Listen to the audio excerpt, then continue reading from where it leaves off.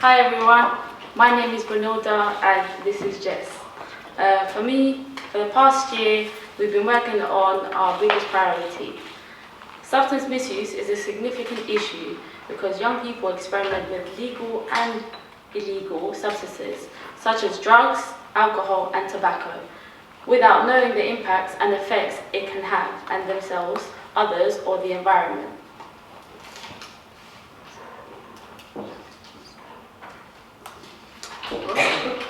So we've been up to a lot this year.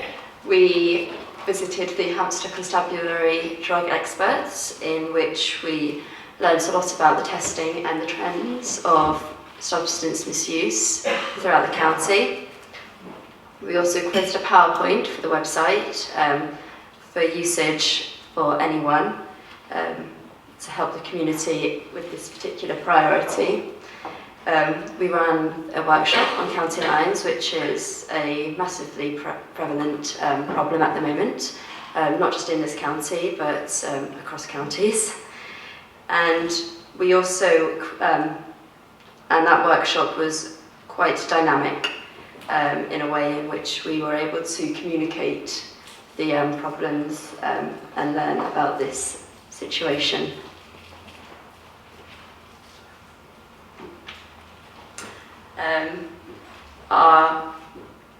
And on our social media presence, we were able to communicate with a lot of people about festival safety and the usage of drugs in these environments. And safe messaging, especially. These cards are from Stacey Miller, and I know that I've certainly seen them in schools. I don't know if you've seen them, but they're a way of communicating to young people about what drugs are, the penalties for drugs, and the health impacts on them. They're very brightly coloured and they grab your attention very easily. So we think this is a great way of communicating such information to young people. So our first recommendation is awareness.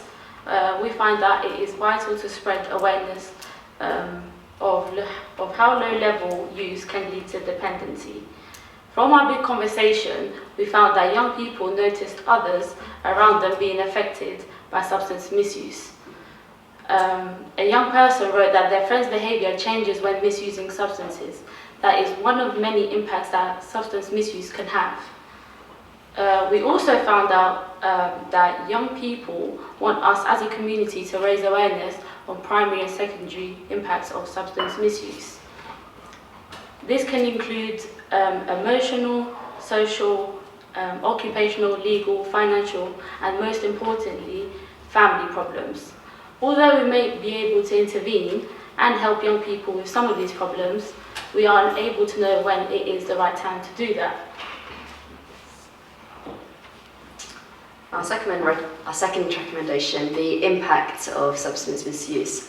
This poster is actually from one of our campaigns from previous years, Dice With Your Life, in linkage to legal highs.